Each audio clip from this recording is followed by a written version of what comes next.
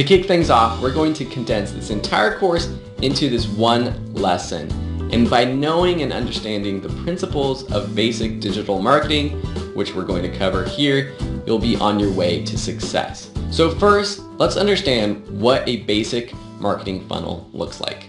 We can't talk about a marketing funnel without the AIDA model. AIDA stands for awareness, interest, desire, and action.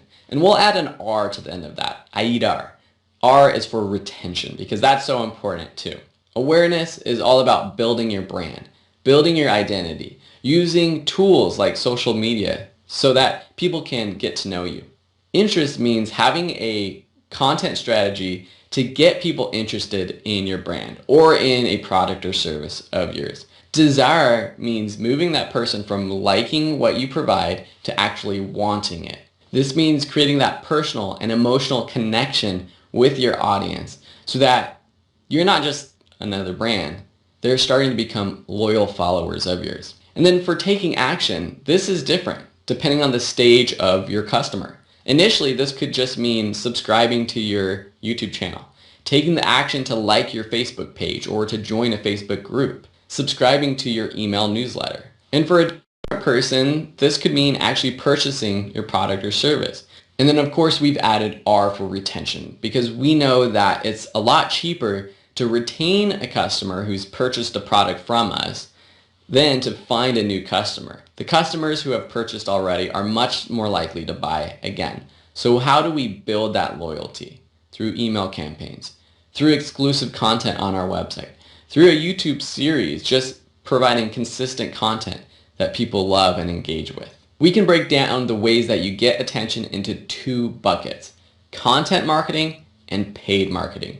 This means doing things like putting out YouTube videos, writing blog articles, doing a podcast, creating content that serves your audience. You can also create content on social media. I bucket social media marketing underneath content marketing, even though it's a little different. Social media is great for sharing your content that you put on other platforms, but you can even host content on social media. For example, video on Facebook is huge now. And then there's paid marketing, and there's two ways that we're going to cover this. One is through just traditional ads, so putting up your Google ad, your Facebook ad that directs people either to some sort of product or service of yours or to maybe a landing page or even just to a piece of content of yours or even to one of your social media profiles. There's also this idea of promoting posts or videos.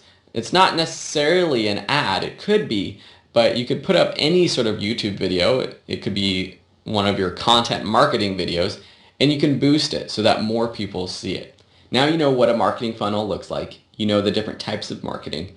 Now let's dive into the steps to actually growing your audience.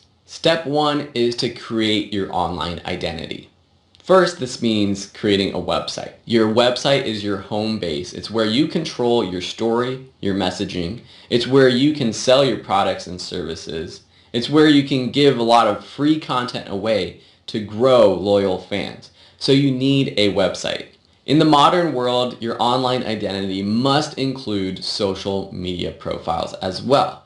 We're talking about Facebook, Twitter, Instagram, Pinterest. These are the places where your potential customers live. They spend most of their time, and that's how we attract them to our own business. When starting out, it will be easier to grow quickly if you focus your attention on one of these platforms, but there's also modern tools that make it super easy to schedule posts and also to send those posts and our content to all of these platforms at the same time. This is your online identity.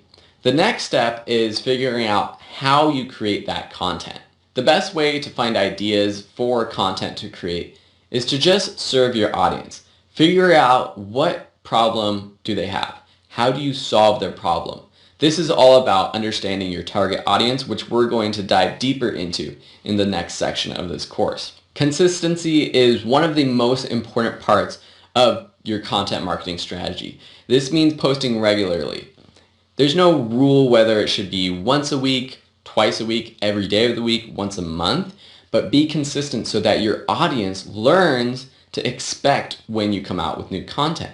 But there is this balance between quality and quantity. I would argue that if you can't put out high quality content, then you need to decrease the amount or the quantity of it. My best advice is just to stick with it. Have a plan to do a weekly podcast for at least 1 year. Stick with a YouTube series for at least a few months to see if it catches on. Write weekly articles and don't stop. Sometimes just being there for a long time creates your own success. So that's the second step about creating content. The third step is figuring out how you capture that audience into your world. And what this typically means for a modern business is growing an email list. So sending traffic from your content, from your blog articles, from your videos, from your podcast, from even your social media pages to your website, to a landing page, to anywhere that has an opt-in form where you can capture that person's information. Email marketing is still consistently the highest converting way to make a sale. These are the 3 steps to growing your fan base. Once you're growing your loyal fan base, you have the opportunity to actually sell your product to them. So I break this down into 2 types of marketing or types of selling. A direct sell or more of a soft sell. Direct marketing in the online world looks like a sales page, a sales video, a webinar or training where you're selling at the end of that video, an email that is pitching your product to them. The softer form of marketing includes having a blog article that solves a person's need, but then also provides more answers to them if they want to pay. Or perhaps it's an email sequence that someone gets when they go to your website for the first time, they sign up for your newsletter, and you're sending them weekly emails, helping them solve the most asked questions and problems that your target audience needs. But through that and on those emails, you're giving them the option to take it to the next level. So this is all great, but where does paid marketing come in? Because in this course, we're going to learn a lot about Facebook, Google ads, and also retargeting.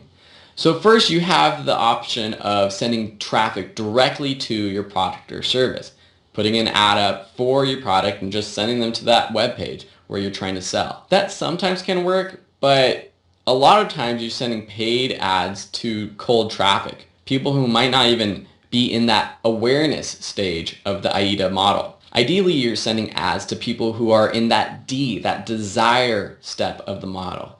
And you can do this through Facebook retargeting. This literally means that you can send ads to people who have been on your sales page, for people who have clicked a specific link in an email of yours, for people who have added your product to their cart, but they never completed the checkout. Retargeting is super powerful and has a much higher conversion rate.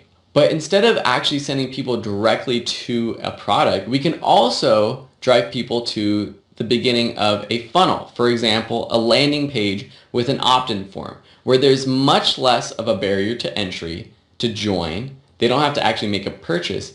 And from there, we can start to warm up our audience and then do the selling later on. Now you know more about how the marketing system works, but what is your goal with all of this? There's so much. My goal with my business, which might be similar to you, is to grow enough organic traffic, organic awareness of my brand so that I'm getting those organic sales. So I'm not having to always be pitching all the time. I never consider myself a great salesperson, but in the modern world, that doesn't mean you can't have a 6-figure business of your own. So I use content marketing to drive people to my website and to my business. I use social media marketing to turn the casual observer into a fan by building trust with people who follow me. And lastly, I use paid marketing as a lever that I can pull to intelligently boost traffic and sales. By understanding this digital marketing system, you have what it takes to succeed. Now it just takes doing. Hopefully this helps you. If you have any questions, please feel free to leave them in the Q&A, and we'll see you in the next lessons.